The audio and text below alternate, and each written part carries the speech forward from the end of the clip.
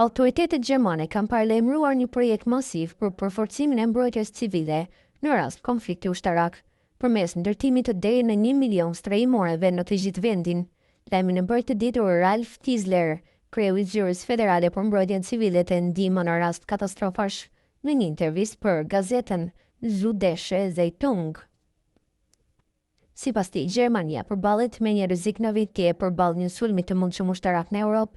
Edhe për këtë arsye kërkohet një reagim i shpejtë dhe i organizuar. Projekti parashikon adoptimin e tuneleve, stacioneve të metros, garazheve toksore dhe hapësirave të tjera publike në mënyrë që të shërbejnë si strehimore në rast emergjence. Tisler tha se brenda verës do të prezantohet një plan i plot që do të përfshijë edhe pajisjet e këtyre strehimoreve me ujë, ushqime dhe shtretër kampingu, duke mundësuar shëndrimin e qytetarëve për disa ditë në to. Plani do të kushtojë rreth 30 milionë euro dhe do të përfshijë gjithashtu zgjerimin e sistemeve të alarmit kombëtar përmes platformës ekzistuese të paralajmërimit e cila quhet Nina.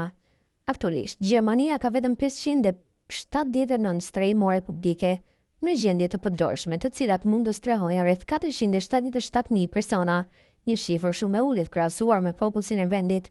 Shumica këtyre strehimoreve janë objekte të mbetura nga koha e luftës së dytë botërore dhe nuk janë mirëmbajtur që nga viti 2007.